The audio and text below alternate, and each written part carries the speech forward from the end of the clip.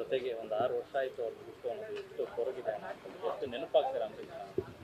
ಪ್ರತಿ ಕ್ಷಣನೂ ಅಂಬರೀಷ್ ನೆನಪಾಗ್ತಾರೆ.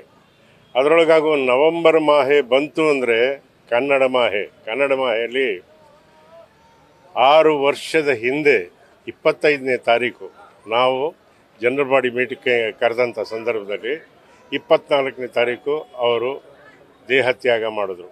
ಅದು ಮರೆಯೋಕ್ಕಾಗದಲ್ಲಿರುವಂತಹ ಒಂದು ದುರ್ದಿವಸ. ಆದರೆ ಇತ್ತೀಚಿನ ಒಂದು ಬೆಳವಣಿಗೆ ನೋಡಿದಾಗ ಈ 6 ವರ್ಷದಲ್ಲಾಗಿರೋ ಬದಲಾವಣೆ ಏನು ಅಂದರೆ, ಒಂದು ವಿಷಯ, 12ನೇ ತಾರೀಕು ಅಭಿಷೇಕ್ರವರ ಚಿರಂಜೀವಿ ಬಂದಿದ್ದಾರೆ. ಮರಿ ರೆಬಲ್ ಸ್ಟಾರ್ ಬಂದವರೇ 12ನೇ ತಾರೀಕು. ಅವರ ತಾತ ರೆಬಲ್ ಸ್ಟಾರ್ ಅಂಬರೀಷು ದೇಹತ್ಯಾಗ ಮಾಡಿದ್ದು 24ನೇ ತಾರೀಕು. 12/24ನೇ ತಾರೀಕು.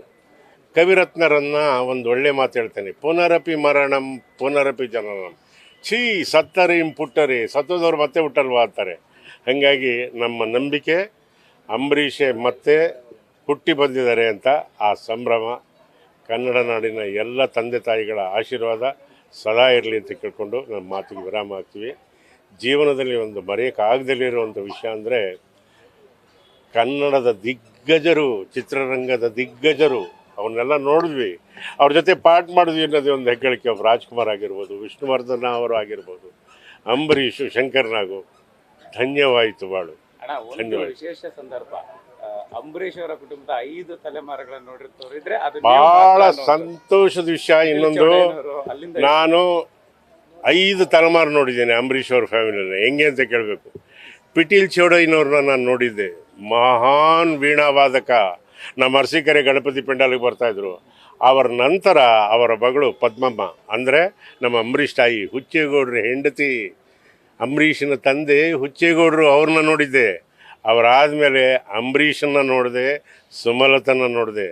ಅವರಾದಮೇಲೆ ಅವರ ಮಗ ಅಭಿಷೇಕ್ ನೋಡಿದೆ, ಅವಿವನ್ ನೋಡಿದೆ. 4 ತಲೆಮಾರಾಯಿತು. ಈ ಹುಟ್ಟಿರೋ ಕೂಸು 5ನೇ ತಲೆಮಾರು.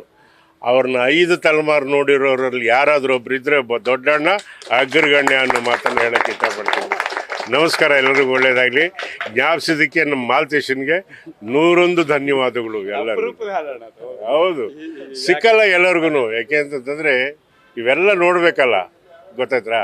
ಒಬ್ಬರು ಚೌಡಯ್ಯನವ್ರನ್ನ ನೋಡಿದ್ವಿ, ಅವರ ಬದುಕಿನ ಸ್ಟೈಲ್ ನೋಡಿದ್ವಿ, ಹುಚ್ಚೇಗೌಡ್ರನ್ನ ನೋಡಿದ್ವಿ, ನಂಬರ್ 1 ಜೆಂಟ್ಲ್ಮನ್ನು. ಅದಾದಮೇಲೆ ಅಂಬರೀಷ ಹೃದಯವಂತ, ಅಭಿಷೇಕು ಅವನು ನೋಡಾಯ್ತು, ಈಗ ಪಾಪನೂ ನೋಡ್ತಾ ಇದ್ದೀವಿ ಅಲ್ವಾ. ನಮಸ್ಕಾರ. ನಂತರ ಇದಾರಂತೆ ಪಾಪು ಅಂತ ನಾನು ನೋಡಿದ